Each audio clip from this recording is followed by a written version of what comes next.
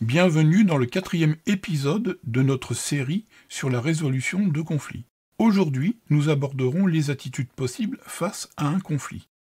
Bonjour, je suis Jean-Luc Riot, facilitateur de changement et de talent, et aujourd'hui, nous allons explorer ensemble l'importance et la diversité des méthodes de résolution de conflits. Dans les épisodes précédents, nous avons abordé la nature des conflits et leurs protagonistes. Nous avons vu que des solutions existaient, mais il va falloir adopter la bonne posture pour y arriver.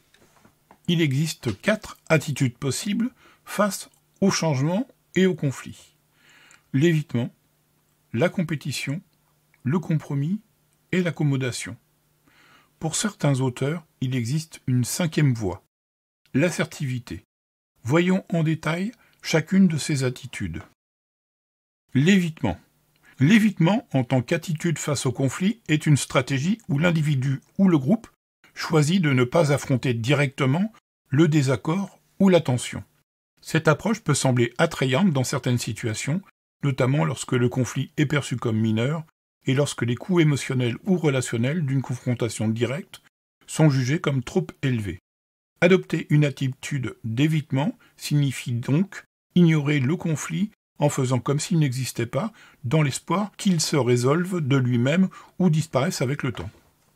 L'évitement se caractérise donc par une décision consciente ou inconsciente d'ignorer un conflit en faisant comme s'il n'existait pas, dans l'espoir qu'il se résolve de lui-même ou disparaisse avec le temps.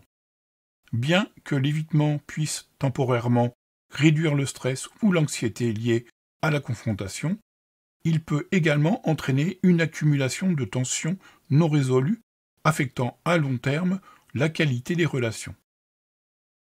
Cette attitude peut être judicieuse dans des situations où le conflit est superficiel, où les enjeux sont faibles, ou lorsqu'une pause est nécessaire pour permettre aux émotions de s'apaiser avant de rechercher une solution. Une illustration.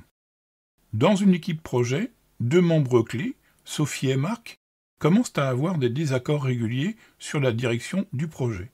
Leur manager, Émilie, remarque ces tensions mais choisit de ne pas intervenir, pensant que Sophie et Marc trouveront une solution par eux-mêmes et que le conflit se résoudra naturellement. Les désaccords entre Sophie et Marc s'intensifient, affectant la dynamique de l'équipe et les progrès du projet. D'autres membres de l'équipe commencent à prendre parti, créant une atmosphère de travail divisée et stressante. L'absence d'intervention d'Émilie conduit à une détérioration significative de la communication et de la collaboration au sein de l'équipe. Le projet souffre de retards importants et le moral de l'équipe est au plus bas. Émilie est finalement forcée d'intervenir, mais les relations sont tellement endommagées que la résolution de conflits est beaucoup plus difficile et nécessite une réorganisation de l'équipe.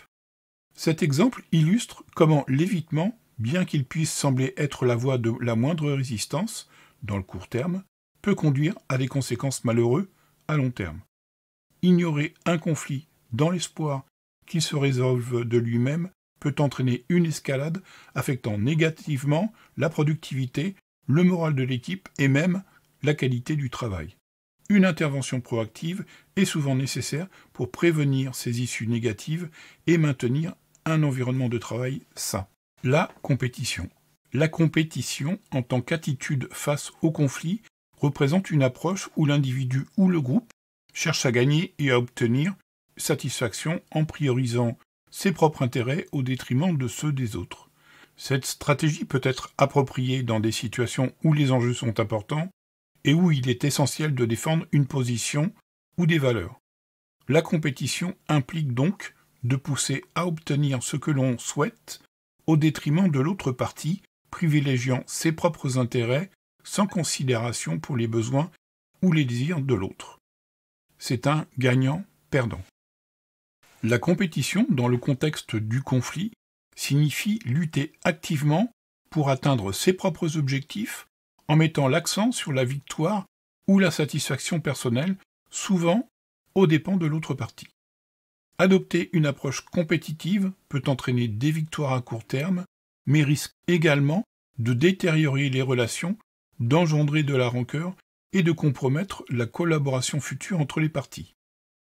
La compétition peut être une stratégie efficace lorsque les enjeux sont cruciaux, que les valeurs fondamentales sont en jeu, et lorsqu'il est impératif de défendre un point de vue ou une nécessité incontournable.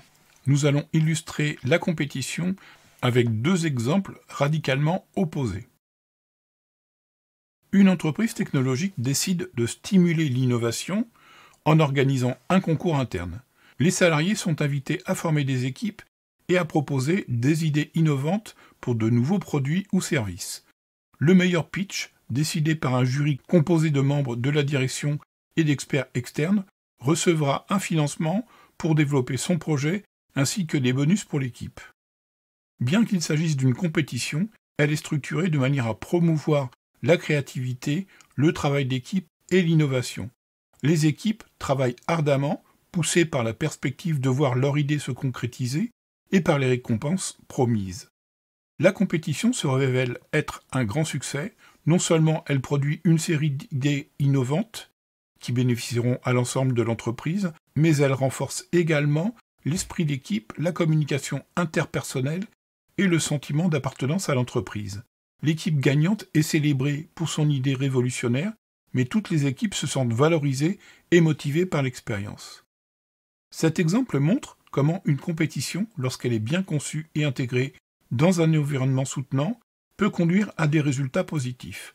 Elle encourage non seulement l'innovation et la collaboration, mais renforce également la culture d'entreprise en mettant en lumière les talents internes et en promouvant un sentiment de fierté et d'accomplissement collectif.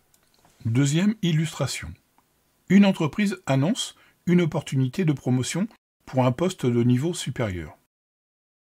La direction décide d'ouvrir le poste aux candidatures internes, encourageant les employés qualifiés à postuler. Cependant, les critères de sélection ne sont pas clairement définis et le processus de sélection est perçu comme opaque. Plusieurs salariés estimant avoir les qualifications et l'expérience nécessaires entrent en compétition pour le poste. L'absence de transparence et de communication claire autour du processus conduit à des rumeurs, à la méfiance et à une atmosphère compétitive toxique. Les collègues deviennent rivaux, ce qui nuit à la collaboration et à l'esprit d'équipe. La promotion est finalement attribuée à un salarié, mais le processus laisse un sentiment d'amertume chez les autres candidats.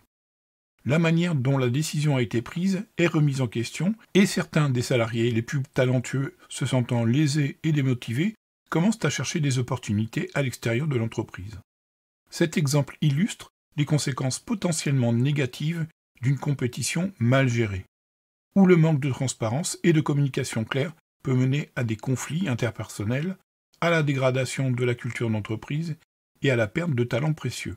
Une compétition saine repose sur des règles claires, une communication ouverte et une équité dans le processus de sélection. Dans le prochain épisode, nous aborderons l'accommodation, l'assertivité et le compromis. Merci de votre attention. Je vous invite à vous abonner à ce podcast pour pouvoir suivre les épisodes suivants et à liker celui-ci pour nous soutenir. À bientôt.